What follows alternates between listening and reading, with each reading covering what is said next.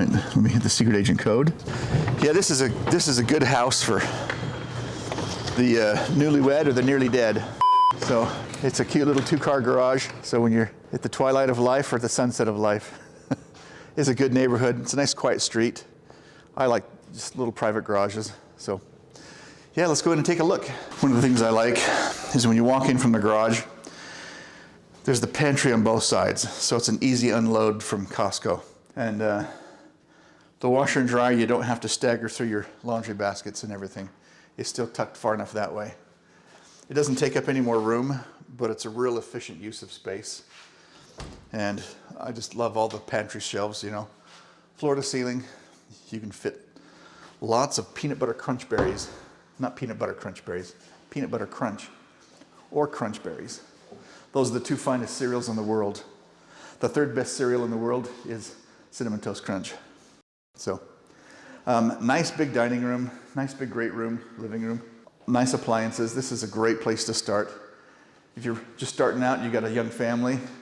The 2 bedrooms are on that side, away from the master bedroom where it's quiet over here. So just a great layout. No wasted hall space. I mean, there's just this entryway. I like that it's a little bit of a grand entryway. Large windows bringing in lots of sunlight. And these are those are fantastic views of the mountains, you know. You look out here every morning, the fence is up, you maybe see some rooftops, but you look out at the sunset, those mountains are just gorgeous, they're just on fire.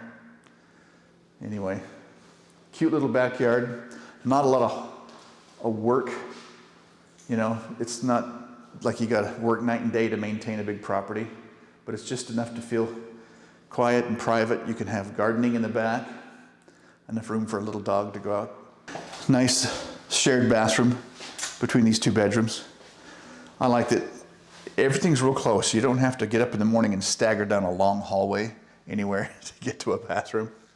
So it makes for, if you're just retired, a great little office space. You know, grandpa and grandma's different office rooms and a cute little bathroom.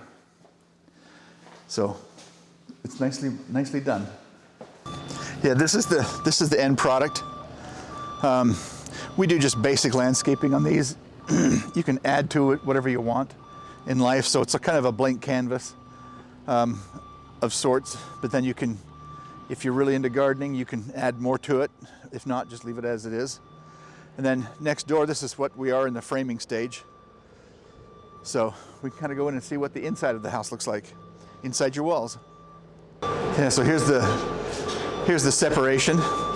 So this all gets insulated, plus it gets fire batting, and then we get 5/8 sheetrock on these that separate the 2 units. But this is also insulated, and it's got fire blocking at the tops and every 10 feet. So if there's a fire over here, you won't burn the neighbor's house down. You can see over here, this will be the master bedroom on this side. So we have what's called a zero lip or a recessed shower floor. So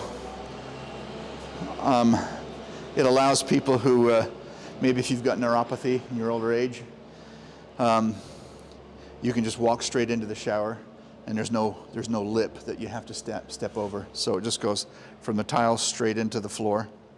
That's a feature I like. Sometimes it's hard to lift a foot if you've had a hip replacement or you have neuropathy. It can be a little tricky, so that's good to have.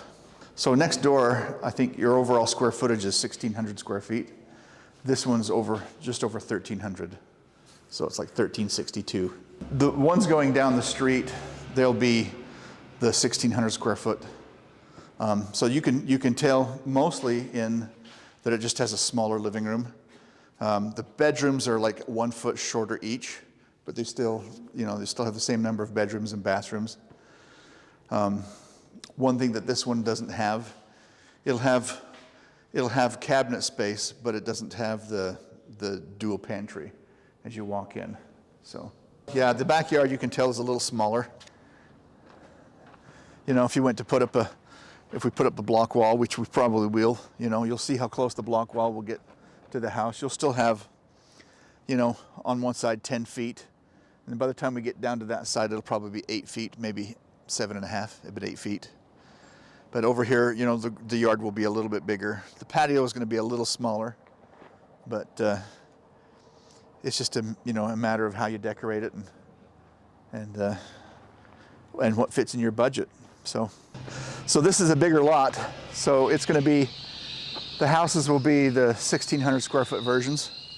So usually this is where we stage all our building material to build this one. So the lumber yard will come back and take the leftover lumber back, and then we'll clean everything else up and then get ready to build the next one.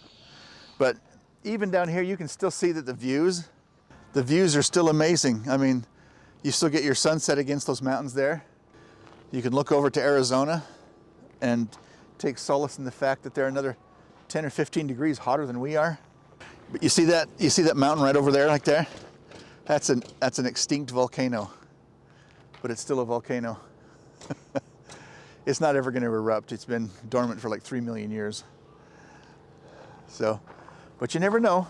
Yeah, this is a little hideaway that we made for garbage cans, so that when you're in the backyard, you can't see them. When you're driving up and down the street, you can't see them. You can see them if you parked in the driveway, but then that's a good reminder for you to get those garbage cans to the street by Thursday morning.